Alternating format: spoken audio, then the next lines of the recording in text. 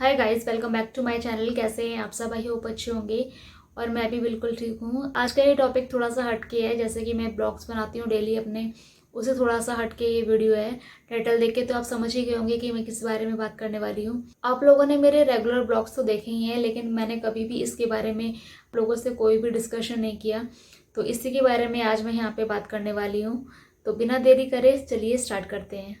तो आज मैं बात करने वाली हूँ केमिकल प्रेगनेंसी के बारे में। अगर आप जानना चाहते हैं केमिकल प्रेगनेंसी क्या है और इसके पूरे सिम्टम्स क्या होते हैं, तो इसके लिए आप मुझे कमेंट कीजिएगा। मैं आपके लिए एक स्पेशल वीडियो बना दूंगी जिसमें मैं अपने खुद के एक्सपीरियंस शेयर करूंगी कि मुझे क्या सिम्टम्स होते थे और इसका जो एक्सपीरियंस है वो तो मैं इस वीडियो में आपके साथ शेयर कर ही रही हूँ। तो केमिकल प्रेगनेंसी मुझे बैक टू बैक 3 टाइम्स हुई है, थोड़े थोड़े टाइम के इंटरवल्स में। थोड़ा टाइम इसलिए मैं बोलूँगी क्योंकि जब भी हम कभी प्रेग्नेंट होते हैं या फिर कभी भी हम कंसीव करते हैं तो डॉक्टर का भी एडवाइस होता है कि थोड़ा सा बॉडी को रेस्ट दिया जाए ताकि वो थोड़ा सा हील हो सके और अगली प्रेगनेंसी के लिए तैयार हो सके।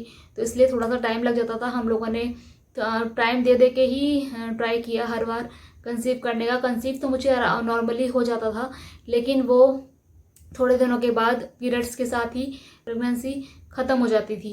तो इसी के बारे में आज मैं आपसे बात करने वाली हूँ। तो सबसे पहले जो मैंने कंसीव किया था वो मैंने किया था अक्टूबर 2020 में। मेरी शादी हुई थी और मैंने सबसे पहले जो कंसीव किया था वो किया था जून 21 में। जो मैंने फर्स्ट टाइम कंसीव किया वो मेरी नॉर्मल प्रेगनेंसी थी, वो केमिकल प्रेगनेंसी नहीं थी। लेकिन उसमें भी मुझे कुछ दिनों के बाद ब्लीडिंग स्टार्ट हो गई। वो केमिकल प्रेगनेंसी नहीं थी, इसलिए मैं उस प्रेगनेंसी के बारे में इस वीडियो में बात नहीं करूंगी। अगर आप जानना चाहते हैं कि वो उस प्रेगनेंसी में मुझे कैसे अबॉर्शन हुआ तो उसके लिए आप मुझे कमेंट कर सकते हैं, मैं आपके साथ ज़रूर शेयर करूंगी। तो चलिए आगे स्टार्ट करते हैं कि मुझे फर्स्ट टाइम केमिकल प्रेगनेंसी कब हुई थी। मुझे फर्स्ट टाइम केमिकल प्रेगनेंसी हुई थी अक्टूबर 2021 में। तो जब जैसे ही मुझे सिम्टम स्टार्ट हुए, हम लोग, क्योंकि मेरा ये फर्स्ट एक्सपीरियंस था केमिकल प्रेगनेंसी को लेके, तो मुझे लगा था कि नॉर्मली प्रेगनेंसी है, आराम से जैसे ही नॉर्मली प्रेगनेंसी है थोड़ा दिन बीत जाने के बाद मैं चेक करूँ। फिर जैसे कि हम लोग सब लोग सोचते हैं कि पीरियड्स के 1-2 दिन मिस होने के बाद हम लोग चेक करेंगे, तो मैंने भी सोचा कि पीरियड्स के 1-2 दिन मिस होने के बाद मैं चेक करूँगी। लेकिन पीरियड्स मिस होते ही थोड़े दिनों बाद ही मुझे, जैसे ही मैं चेक करने जाती थी तो वैसे ही मुझे पीरियड्स आ जाते थे। जिस दिन मैं चेक करती थी उसी दिन ही पीरियड्स आ जाते थे। और ऐसा मैंने बहुत लोगों के साथ सुना है, तो मुझे लगा कि मुझे इस वीडियो में आपके साथ बात करनी चाहिए और जिनको नहीं पता इसके बारे में उनको बहुत ज़्यादा हेल्प मिल जाएगी। तो जब मुझे फर्स्ट टाइम हुआ तो हम लोगों ने नॉर्मली हर कपल की तरह सोचा 1-2 दिन मिस हो जाएंगे पीरियड्स को तो मैं चेक करूंगी और अगर पॉजिटिव आता है तो हम डॉक्टर के पास जाएंगे। जैसे ही मुझे फर्स्ट टाइम केमिकल प्रेगनेंसी हुई तो पीरियड्स के 10 to 12 डेज पहले ही मुझे सारे सिम्टम्स शो होने लगे थे धीरे धीरे, जैसे कि हेडेक, नोजिया फील होना, बैकएक होना और वीकनेस होना, ये सब मुझे फील होने लगे थे। इवन स्मेल भी आती थी मुझे खानों में, जैसे कि दूध में से स्मेल आती है लोगों को, बहुत लोगों को दाल में से स्मेल आती है, मुझे दूध में से स्मेल आने लगी थी, प्याज में से स्मेल आने लगी थी। तो हम लोग बहुत खुश हो गए कि हाँ इस बार शायद प्रेगनेंसी है। और हम लोग इतना ज़्यादा एक्साइटेड होते थे कि हम लोग पहले ही लाके किट को चेक करना स्टार्ट कर देते थे और उसमें बिल्कुल फेंट लाइन आती थी हल्की सी। तो वो भी पॉजिटिव साइन ही है एक प्रेगनेंसी का कि आपकी प्रेगनेंसी है। तो जैसे ही इस प्रेगनेंसी में मेरी पीरियड्स की डेट आई वैसे ही मैंने चेक किया जिस दिन और उसी दिन ही मुझे पीरियड्स आ गए। तो हम लोग बहुत दुखी हो गए कि ऐसा कैसे हो गया, कि मिसकैरेज हो गया है शायद। तो हम लोग गए डॉक्टर के पास, तो डॉक्टर ने उस टाइम पे तो हमें कुछ जवाब नहीं दिया। बोलते हैं कि कुछ भी नहीं था। अल्ट्रासाउंड उन्होंने बोला कि 2 हफ्ते के बाद अल्ट्रासाउंड करेंगे। तो 2 हफ्ते के बाद अल्ट्रासाउंड किया तो अल्ट्रासाउंड में कुछ भी नहीं आया। तो उन्होंने बोला कि ऐसी कोई भी प्रेगनेंसी नहीं थी।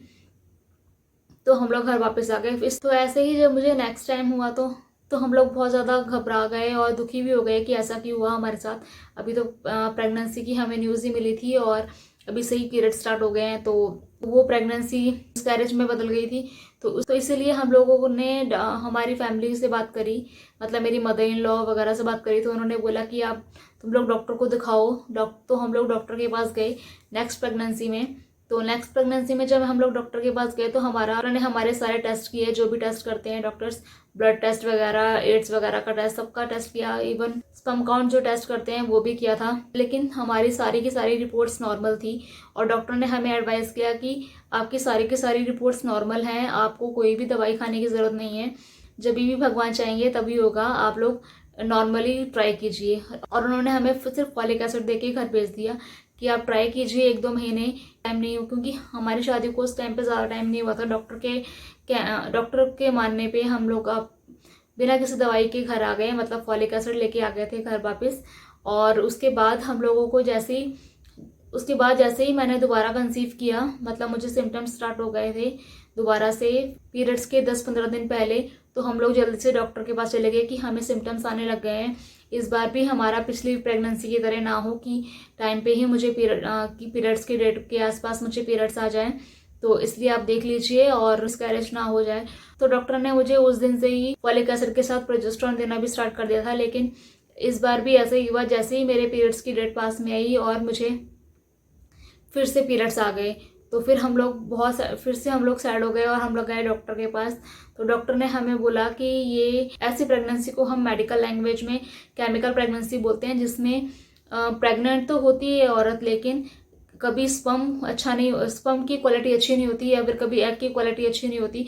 तो उसकी वजह से जो प्रेगनेंसी है वो आगे ग्रो नहीं कर पाती है। और अगर हम डॉक्टर्स की माने तो डॉक्टर्स का कहना है कि केमिकल प्रेगनेंसी जो होती है वो एक हेल्दी बच्चे को बॉर्न नहीं करती है। तो अगर हमारी प्रेगनेंसी हेल्दी नहीं है तो हमारी बॉडी जो होती है वो खुद इसको निकालने की कोशिश करती है। मतलब कि अगर हमारा स्पर्म और एग से अच्छा एम्ब्रियो नहीं बना है तो हमारी बॉडी खुद उसको हमारी बॉडी से निकाल देगी, मतलब कि मिसकैरेज कर देगी, जो कि डॉक्टर्स की माने तो बहुत अच्छा है, ताकि कोई भी एबनॉर्मल बच्चा पैदा ना हो। केमिकल प्रेगनेंसी में यही होता है कि जो क्वालिटी होती है एग या स्पर्म की किसी भी चीज़ की वो अच्छी नहीं होती है, उसी की वजह से या फिर उसमें कोई और डिफेक्ट होता है, तो उसकी वजह से वो हेल्दी बेबी नहीं बन पाता है और थोड़े दिनों बाद वो मिसकैरेज में कन्वर्ट हो जाता है। और डॉक्टर ने बोला कि ये बिल्कुल नॉर्मल है, इसमें कोई भी घबराने वाली बात नहीं है, आप लोग नॉर्मली ट्राई कीजिए। और डॉक्टर ने हमें बहुत अच्छे से समझाया कि इस अक्टूबर के बाद मैंने दोबारा कंसीव किया था मई में। तो लेकिन मई में क्या हुआ था, मई में हम लोग का ट्रांसफ़र हो गया था धनबाद से रांची के लिए, तो हम लोग रांची में शिफ्ट हो गए थे, तो हमें डॉक्टर चेंज करना पड़ गया। तो हमने यहाँ के अच्छे हॉस्पिटल्स में दिखाया। तो डॉक्टर ने जैसे ही मुझे मई में सिम्टम्स आने स्टार्ट हुए 10-15 दिन पहले, तो हम लोग डॉक्टर के पास गए और मैंने अपनी सारी हिस्ट्री बताई कि मुझे 2 टाइम्स पहले भी ऐसा हो चुका है और ये 3rd टाइम है जब मुझे 10-15 दिन पहले सिम्टम्स आने लग गए हैं सारे के सारे। और मुझे पीरियड्स की डेट आते आते पीरियड्स आ जाते हैं।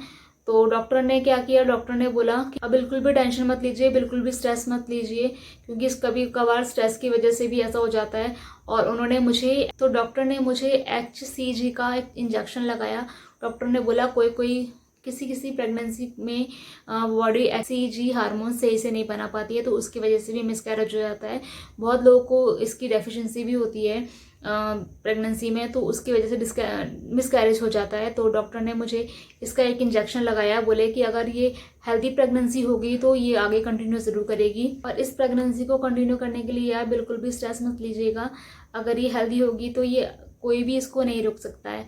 और उन डॉक्टर ने मुझे बहुत अच्छे से समझाया, साथ ही साथ मेरी फॉलिक एसिड और प्रोजेस्टेरोन स्टार्टिंग से दोबारा से स्टार्ट कर दी, और उसके साथ और भी टैबलेट्स दी थी, जिनके बारे में मैं आपको नहीं बता सकती क्योंकि हर किसी का केस अलग अलग होता है, और मैं कोई डॉक्टर नहीं हूँ यहाँ पे जो कि आपको मेडिसिन के बारे में बताऊँ। मैं सिर्फ अपना एक्सपीरियंस शेयर कर रही हूँ।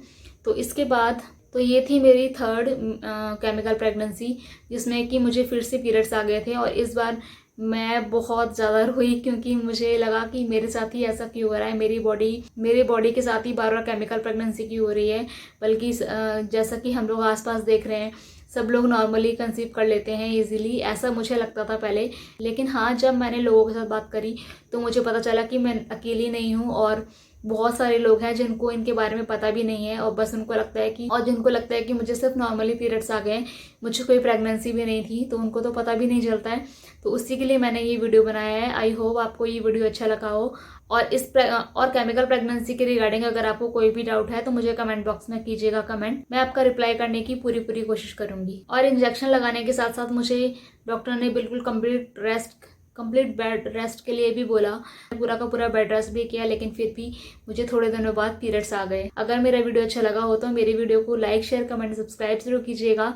Thank you for watching. और हाँ, अगर आप मेरी फर्स्ट मिसकैरेज के बारे में जानना चाहते हैं तो मुझे कमेंट ज़रूर कीजिएगा, मैं उसके बारे में भी आपके साथ ज़रूर अपना एक्सपीरियंस शेयर करूँगी।